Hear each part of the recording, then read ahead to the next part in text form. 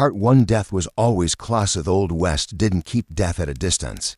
It sat beside the campfire, rode along with the herd, and waited on every trail crossing. Cowboys didn't ask if it would come, only when. By the time a hand reached his mid-20s, he'd already seen enough bodies lowered into shallow dirt to stop asking questions about fairness. It wasn't only bullets. In fact, bullets were the minority.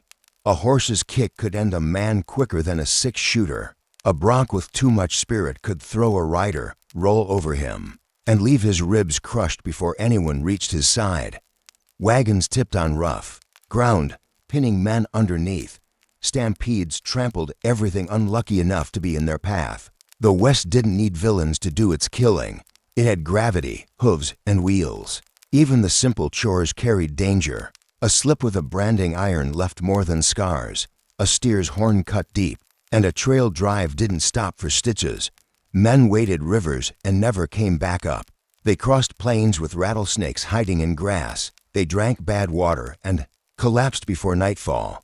Cowboys didn't speak of natural causes. Everything in the West was unnatural, and everything was fatal given enough time.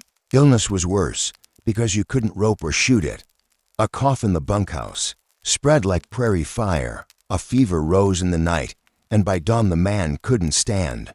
There were no hospitals out there, no clean beds or nurses, just the cook's pot of coffee, maybe a dose of whiskey, and men who tried not to watch too closely when the fever won. They packed the body quick because the herd still needed driving. Cowboys joked about death because they had to. Laughter was the only armor left. Around the fire, one might say, "Bury me face down, so I can watch the herd from below," and the others would chuckle, even though everyone knew they might be digging that hole sooner than expected. Another would slap his friend on the back and say, "If I go first, don't waste good beans on me." Jokes kept the silence away, but they didn't fool anyone. There was no time for grief. The trail didn't wait, and cattle didn't mourn. If a man died at dawn, he might be buried by noon and replaced in the saddle by evening. Some crews marked the grave with a wooden cross.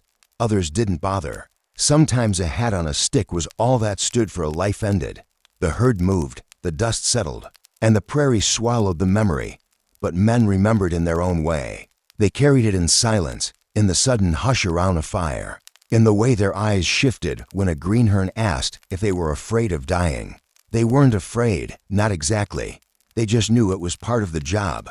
They had seen too much to believe otherwise. That was the truth of the West. Death wasn't a shock. It was a co-worker. It rode beside you. It shared your beans. It watched the same sunsets. Cowboys accepted it with a shrug, because denial wasn't an option.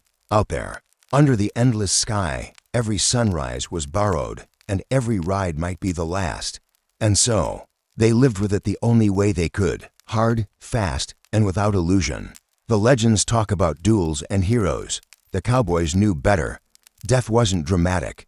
It was ordinary, and it was always close. Part 2. The shallow grave. When death came on the trail, the living had only one duty left: put the body in the ground and keep the herd moving.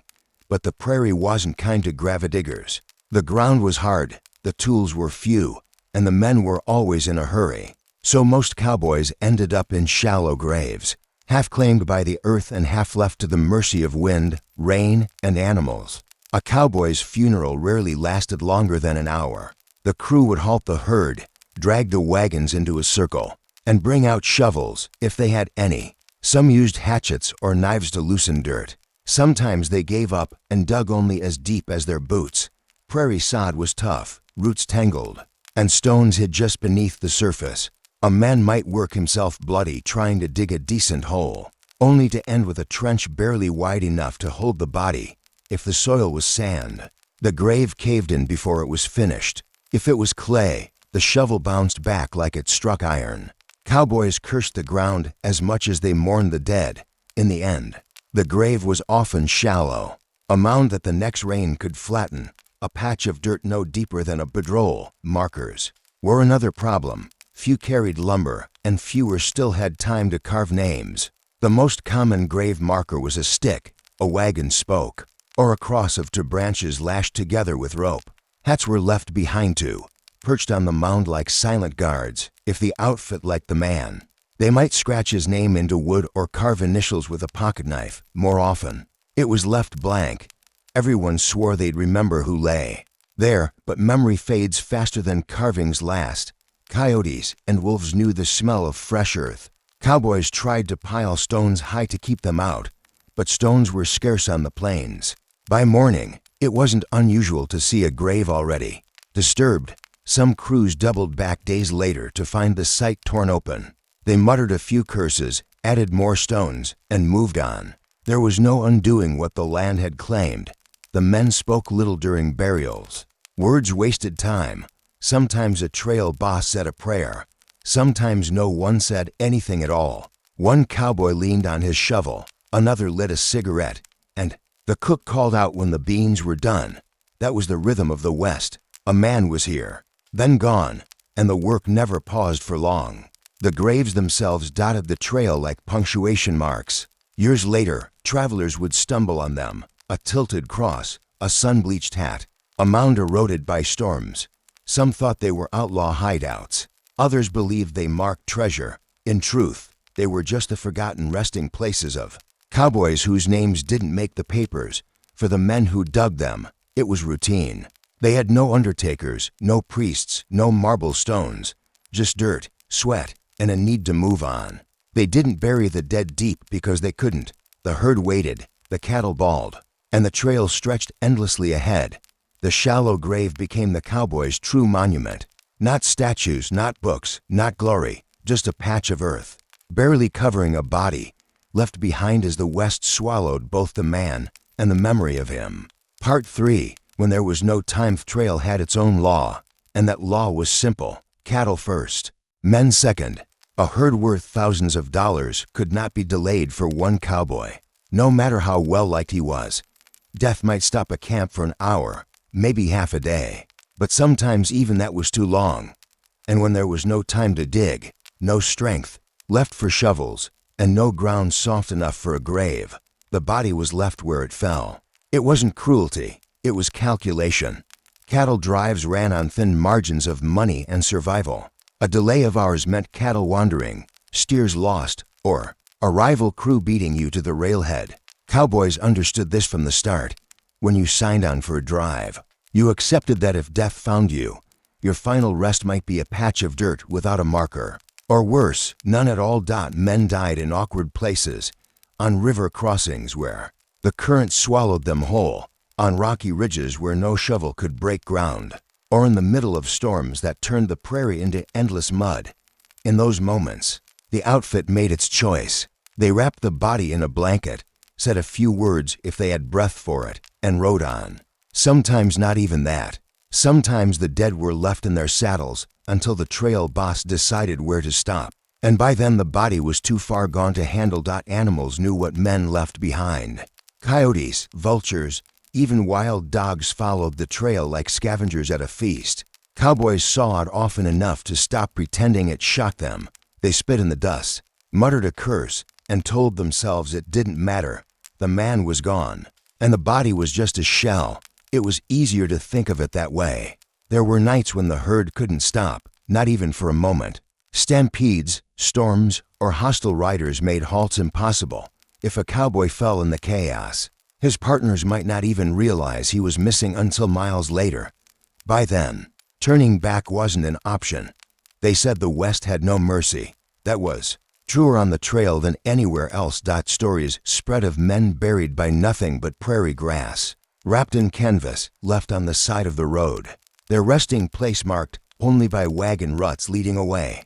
A greenhorn might protest, asking if it wasn't disrespectful.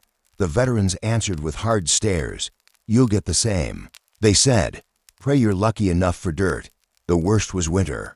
Frozen ground turned every death into a dilemma. No shovel could cut the earth when it was locked in ice. Some crews tried to build cairns of stone, but there weren't always stones to be had. More often, the body was left above ground, snow covering it like a makeshift shroud. By spring, no one remembered the exact spot. It weighed on the men, though. They rarely admitted it. Round campfires, they laughed about how they'd want their remains handled. Some said, "Leave me where I drop, less work for you." Others asked for their boots to be given to the next man in need. Dark humor was the only way to face the truth. No cowboy could be sure of a grave. Shallow or otherwise, that the trail didn't allow sentiment. It demanded miles, cattle, and speed. And so, when there was no time, cowboys did the only thing they could. They left the dead behind and carried the weight in silence. Tomorrow's sunrise brought more miles, more dust, and more chances for another man to fall. In the West, you learned quickly. The land owned you, and when it called you back, it didn't wait for your friends to dig deep. Part 4. The West remembers poorly. A grave on the prairie was never meant to last. Cowboys knew it when they dug, and travelers knew it when they passed. The West was too wide, the wind too strong, the earth too restless to keep memories neat and permanent. Wooden crosses rotted, hats blew away, stones scattered. Within months, sometimes even weeks, the land took back what men had tried to mark. Few cowboys ever had coffins. Most were wrapped in blankets, canvas, or nothing at all. A shovel cut into hard soil, a mound was piled high, and that was that. Some crews left initials scratched into a piece of wood, but the sun faded them fast. Others tied a man's bandana around a stick, thinking it would last longer. It didn't. Coyotes tore cloth for nesting. The prairie winds shredded it to ribbons. Travelers sometimes stumbled on these graves years later. They found a tilted board or a pile of stones half sunk into the grass. Some thought they'd discovered outlaw treasure or Indian markers. More often, they had simply found what was left of a cowboy's last stop. By then, no one knew the name, the story, or the reason. The West remembered poorly. Towns told a different story. There, men had undertakers, churchyards, and family plots. But out on the trail, a cowboy's grave might vanish before the herd reached its destination. The same men who had laughed and worked with him simply rode on. They carried the memory in their minds. But memory fades when the road is long. New drives, new dangers, new graves. It was too much for anyone to hold. Some outfits tried to keep lists. Little notebooks recording names, dates, and places. Died by river crossing, buried under elm. Fell from bronc, marked by wagon wheel. But notebooks were lost in storms, burned in fires, or simply forgotten. By the time those records reached a town, nobody cared enough to file them. The West wasn't built on remembering. It was built on moving forward. And yet, the silence weighed heavy. Round campfires, cowboys sometimes spoke of men they'd lost. A name muttered, a joke repeated, a song sung because he used to sing it. That was the closest most of them ever got to remembrance. No statues, no marble, no carved stones, just stories passed mouth to mouth, destined to fade like smoke in the wind. Greenhorns sometimes asked, "What happens to us if we die out here?" The veterans shrugged, "You'll get dirt. If you're lucky, stones if we've got time. Otherwise, the coyotes'll know where you are." Harsh words, but true. The trail didn't leave space for poetry. In the end, the prairie itself became the graveyard. Countless cowboys lay beneath its grass, their resting places invisible, their names erased. The land didn't need reminders. It held them all the same. Every gust of wind, every dust storm, every creak of saddle leather carried whispers of the forgotten. The dime novels and storytellers made heroes out of gunfighters, sheriffs, and outlaws. But they didn't tell of the countless nameless graves scattered across the plains. They didn't write about shallow mounds flattened by storms or bones swallowed by rivers. That truth was too dull, too heavy, too final. And yet, that truth was the real West, a place that remembered poorly and forgot quickly. So when you picture the frontier, don't just imagine the duels at noon or the saloons at midnight. Imagine the graves with no names, the markers with no words, the earth swallowing stories before they were ever told. That was the cowboy's true ending. Not in glory, not in song, but in silence, because in the West, even death was temporary.